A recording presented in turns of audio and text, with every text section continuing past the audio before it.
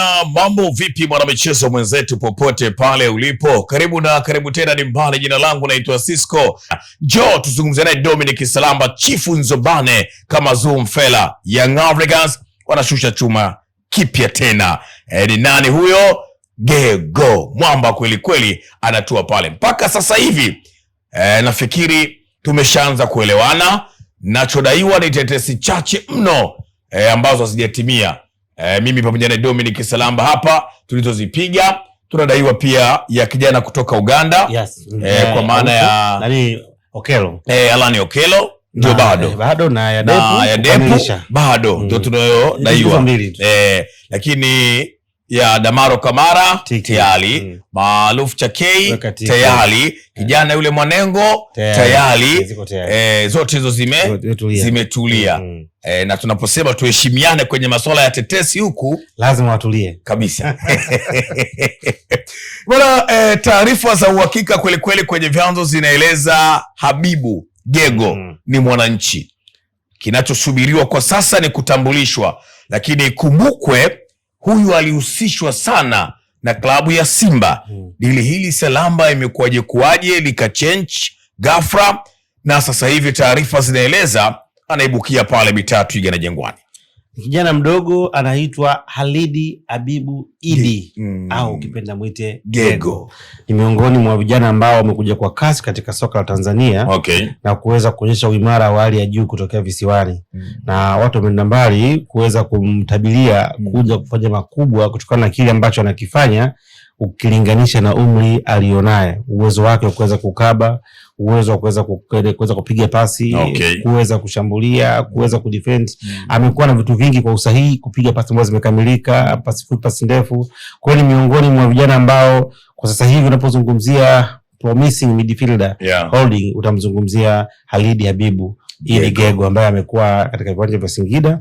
Of course kwa talent alionayo nisingeweza kushangaa kuweza kuona akihusishwa na hizi klabu za Kariakoo. Kwa maana Simba, Yanga au Azam kwa maana Chamazi.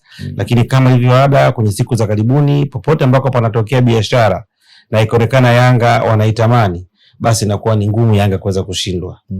Ikitokea biashara yote tukasikia Yanga wana interest na ukiona kuna mchezaji amesajiliwa timu nyingine isipokuwa Yanga, basi Yanga hawakutaka kumsajili. Au hawakuwa na shughuli nayo. Lakini kama Yanga wanakuwa na interest, tumeshuhudia mara kadhaa wakiwa wanashinda vita. Na wanashinda vita kwa sababu wana ushawishi wa kushinda, lakini pia wana mazingira mazuri ya kiuchumi, lakini mazingira walionayo kwa ujumla wake yanafanya waweze kushinda. Kwa sababu wachezaji walionao wanajieleza, na kwambia unapokuwa na kikosi kizuri, matokeo yake au impact yake inaonekana ndani na nje ya kiwanja. Kwa hiyo Yanga baada ya kuona kwamba wanakwenda kuachana na Musa Bala Conte, lakini pia wana kiungo mkabaji wako nao sasa Musa Damaro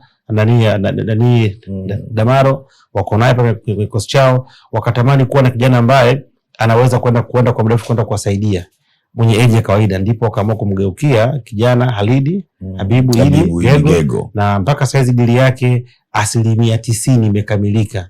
Bado tu Yanga kuweza kumtangaza aweze kuwa mali yao kwa maana ya wananchi. Bwana, hizi ni tetesi za soka, na hapa ndipo ambapo jikoni kwake tunaendelea kuwapatia zile small details ambazo hauwezi kuzipata popote pale. Niamini mimi, tetesi zetu bwana hapa sisi zimenyooka kweli kweli, na ndio maana unashangaa tunaweza tukaipiga tetesi nyakati hizi kwa maana ya dirisha dogo, alafu kaona kama vile haijatimia. Tunakutana dirisha kubwa, kama ukihifadhi kumbukumbu vizuri, ngoma imetiki.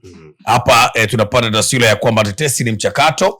Kuna wakati mchakato unaweza kuchukua muda. Mfano Alani Okello Domi, ni muda mrefu tulizungumza tokea dirisha kubwa.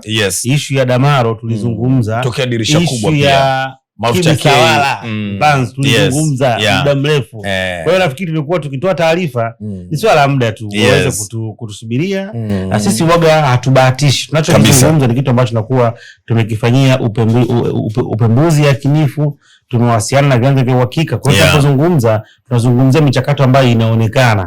Kwa hiyo watu waendelee kutuamini, lakini pia wajue kwamba siku zote baada ya tetesi zetu kutoa tunakuja kutoa risiti kama tumeweza kutoa. Kwa hiyo usajili wa mtu kama Chekei umezungumza, tulizungumza muda mrefu. Usajili wa Damaro tulizungumza muda mrefu. Usajili wa Niukeo tulizungumza muda mrefu kabisa. Usajili wa Eli Kibisawala Mpanzu tulizungumza muda mrefu. Sio la muda tu. Kila mmoja yeye anapenda kufly. Ujue uzuri ni kwamba kila mmoja anapenda maisha mazuri kabisa. Kila mmoja anapenda vitu vizuri. Kila mmoja anapenda kufurahi. Kwa sasa hivi wananchi wanafurahi. Kwa hiyo wachezaji wengi wanapenda kuwa sehemu ya wananchi, kwa sababu kwa wananchi kuna furaha kipindi hiki. Sawa, salama hapo kwa Gego. Tuendelee kusalia baada ya kusikia Gego anakwenda Young Africans. Maswali mengi pia ambayo nilikuwa najiuliza na nilitamani tufanye hiki kipindi ili nikuulize, labda uweze kunisaidia jambo. Young Africans wamekuwa na viungo wengi kwa sasa. Wako akina Musa Balakonte. Mimi binafsi naamini Balakonte ni kiungo mzuri sana. Ni muda tu hajapata wa kucheza na kutengeneza labda kujiamini na vitu vingine. Lakini yuko tayari pale mwamba, mimi napenda kumuita Momo Mohamed Damaro Kamara. Bunge moja la kiungo. Unanipata uzuri, wapo kina Duke Abuya, wanakutana na viungo wengine pale kina Shwaboy, viungo wengi kina Mudathir Yahya, viungo wengi kweli kweli. Hii ya Gego imekaje? Mbona kama vile kunakuwa na utitili wa viungo wengi, na jambo ambalo labda linaweza likasababisha changamoto ya viungo wengine kuuliwa viwango vyao, hasa hao ambao wanachipukia kwa kasi kina Gego. Nafikiri kuna kitu ambacho watu wengi inabidi wakifahamu, na leo tutakwenda kutoa darasa. Mpira wa kisasa umebadilika.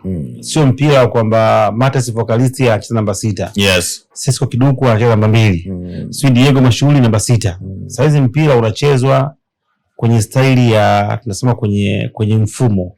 Mfumo ambao mwalimu anachokiangalia, anaangalia balance ya timu. Ndio maana ukiangalia kuna wakati unaweza kukuta timu ina viungo 6. Sawa. Alafu wote wanacheza katika majukumu tofauti. Sawa. Leo ukimzungumzia Pacome ni kiungo mshambuliaji. Ndio. Ukizungumzia Max ni kiungo mshambuliaji. Sawa. Ukizungumzia Duke Abuya ni kiungo. Ukizungumzia kwa upande wa Damaro ni kiungo. Sawa. Ukimzungumzia Mudathir Yahya ni kiungo. Kuna mechi unakuta wote wanacheza kwa pamoja. Katika timu. Sawa. Maana yake mzizi au msingi wa kupata mafanikio kwenye timu na kutengeneza uwiano ulio sahihi kwa maana ya balance ya timu upo kwenye sehemu ya kiungo. Ndiko ambako panaweza kudetect matokeo ya mchezo mzima itakwendaje. Ukiweza kufanikiwa kushia kwenye ile kiungo, maana yake umeweza kufanikiwa maeneo mawili ya timu. Kuweza kushambulia, lakini pia na kuweza kujilinda. Ukishambulia unatengeneza uwezekano wa kuweza kutengeneza matokeo, kwa sababu nguvu inaanzia katikati. Kwa lazima liwe eneo ambalo limesheheni utajiri wa watu wengi walio bora ambao wanaweza kumaintain ubora wao kwa wakati mrefu.